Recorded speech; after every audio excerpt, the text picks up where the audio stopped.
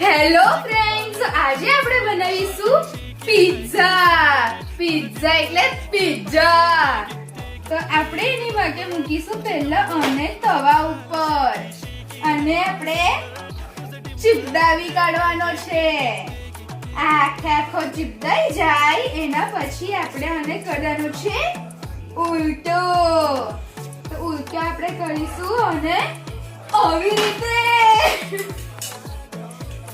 ઉલટો થઈ જાય ત્યારબાદ આપણે નાખીશું આની ઉપર ટામેટા કેપ્સિકમ નું શાક એટલે ગ્રેવી. આની ઉપર આપણે ગ્રેવી નાખી દઈશું. હવે ગ્રેવી નખાઈ જાય આની ઉપર તો કંઈક ઓછી નાખશે તો કંઈક વધારે નાખશે. તો મિત્રો એનું આપણે જરા કે ટેન્શન નહીં લેવાનું. પિઝા છે, પિઝો છે તો બધું જ સચવાઈ જશે. આપણે એની ઉપર કરી દઈશું ચીઝ નો વરસાદ. વરસાદ ક્યાંક અમુક વાર વધારે પડે તો ક્યાંક ઓછો પડે તો ક્યાંક ડુંગર પણ બની જાય છે. આપણે આની અંદર નાખી દઈશું બધું જ આપણું ચીઝ.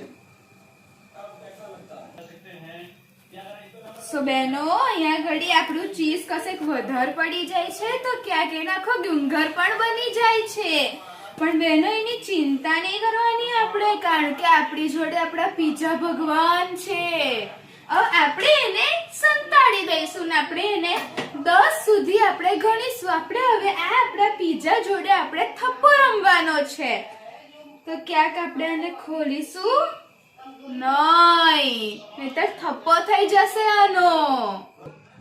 તો આપણે બનાવી દીધું છે આ મેદાનો રોટલો અને ટામેટા કેપ્સિકમ નું શાક.